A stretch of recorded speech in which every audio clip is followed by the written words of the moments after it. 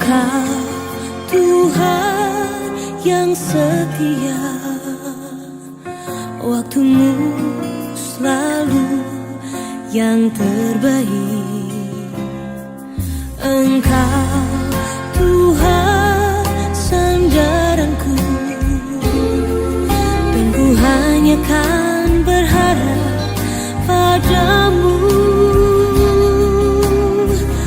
Satu-satunya yang ku andalkan, satu-satunya yang ku percaya. Engkau sumber kekuatan, sumber pengharapan, sumber kedamaian. Satu-satunya yang ku andalkan, satu-satunya yang ku percaya.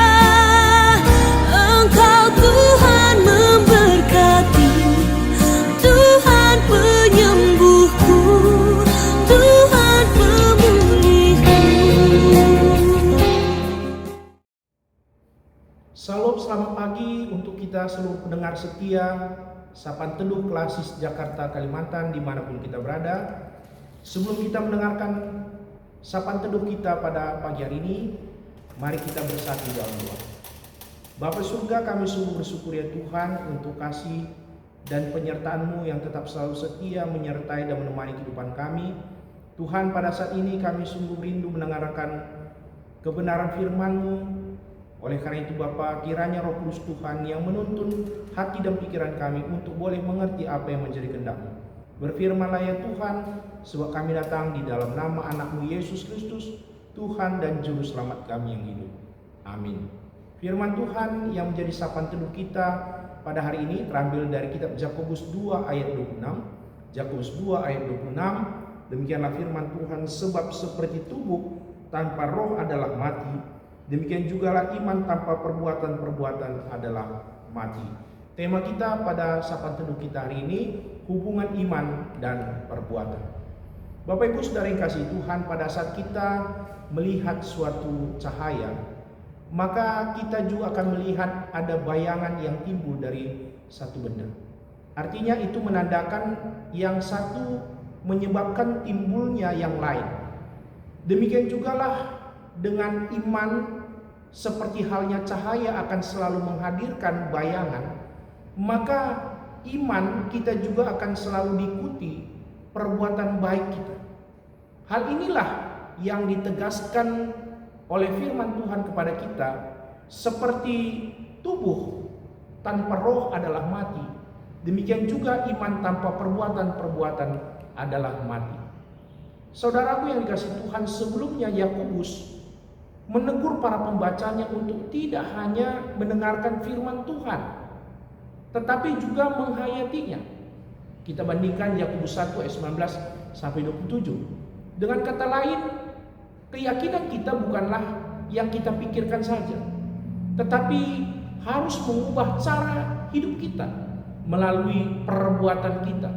Namun perlu kita ingat bahwa Yakobus tidak hanya mengatakan kita perlu melakukan sesuatu yang baik atau melalui perbuatan baik kita mendapatkan keselamatan di dalam iman.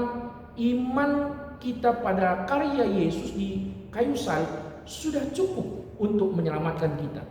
Dan melalui pembaharuan Roh Kudus dalam hidup kita pasti dituntun untuk bertindak melalui perbuatan baik kita. Bandingkan Yakobus 2 ayat 14 sampai 18. Itu berarti percaya kepada Yesus Kristus adalah titik awal. Namun hal ini harus membawa kita kepada tindakan yang baik sekali. Sekali lagi, Yakobus bukan hanya mengajar bahwa perbuatan-perbuatan baik kita dapat membenarkan kita di hadapan Allah, melainkan bahwa iman sejati akan terbukti oleh perbuatan baik kita. Perbuatan baik bukan karena keselamatan. Perbuatan baik adalah bukti keselamatan kita. Iman sejati di dalam Kristus selalu menghadirkan perbuatan baik. Orang yang mengakui dirinya Kristen, anak-anak Tuhan, tapi hidup dalam ketidaktaatan Kristus, sebenarnya imannya itu palsu dan ia tidak akan selamat. Perbandingannya, Yakobus mengungkapkan di sini tubuh tanpa roh adalah mati. Hal sama juga berlaku iman tanpa perbuatan adalah mati. Ini menunjukkan kepada hidup dan juga mati kita. Jika Anda berhenti bernapas, maka Anda berhenti berhidup. Demikian juga iman tanpa perbuatan yang kelihatan adalah mati. Tidak ada kehidupan iman di dalam orang yang berkata beriman itu harus menunjukkan perbuatan di tengah-tengah kehidupannya. Seorang petani pepaya mengatakan bahwa pepaya temannya sangat berbuah lebat, sedangkan pohon pepayanya sendiri tidak pernah berbuah, paling hanya berbunga dan berdaun saja. Dan suatu ketika ia memutuskan untuk menebang pohon pepayanya itu. Ketika ia mengeluarkan sedikit saja tenaga dan siap untuk menebang pohon pepayanya itu, tetapi pohon pepaya itu tumbang sendiri. Kenapa? Rupanya pohon pepaya itu tidak punya akar karena digerogoti semut dan rayap.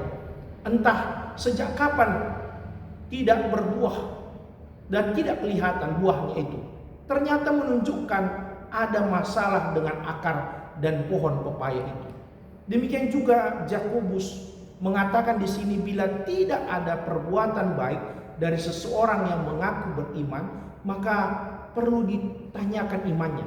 Mungkin ada yang salah dengan imannya, atau jangan-jangan ia tidak memiliki iman. Maka sebagai umat Kristiani yang beriman kepada Yesus, maka kita dituntut untuk memiliki iman yang hidup dan menghasilkan perbuatan-perbuatan baik. Kita dibenarkan oleh kasih karunia melalui iman kita, dan akibat alami dari iman di hati kita adalah perbuatan yang dapat dinikmati dan dirasakan oleh orang lain. Karena perbuatan kita itu hanya mengalir dari hati yang diperbarui selalu. Itu seperti air yang mengalir dari mata air.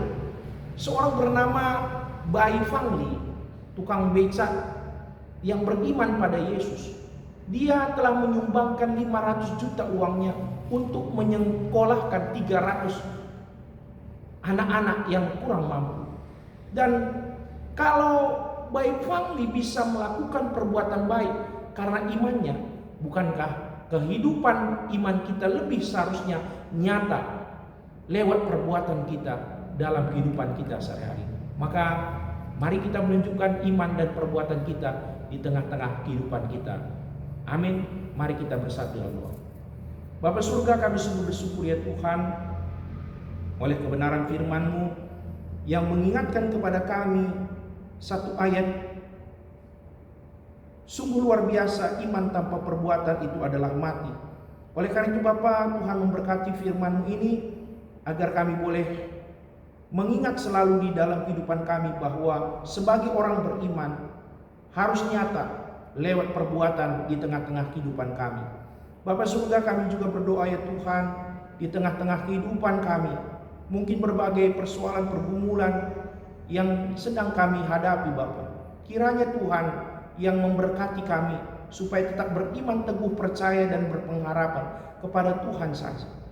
Jikalau ada yang sakit, Tuhan sembuhkan. Jika ada yang putus asa Bapa pada saat ini, biarlah Roh Kudus Tuhan yang menguatkannya Bapa. Bapa surga, kami juga berdoa secara khusus untuk Runggun Cijantung pada saat ini Bapa.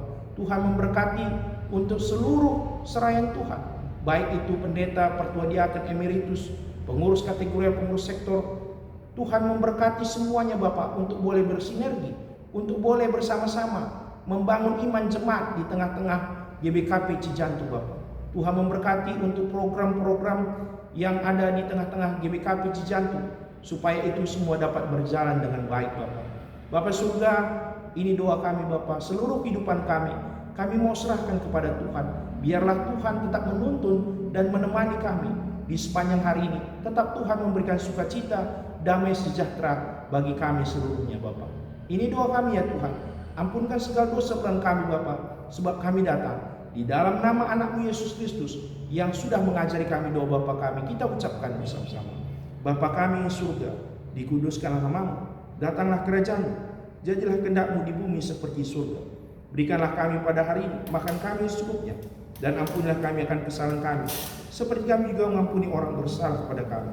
Dan janganlah membawa kami ke dalam pencobaan, tetapi lepaskanlah kami daripada yang jahat. Karena Engkau yang punya kerajaan dan kuasa dan kemuliaan sampai selama-lamanya.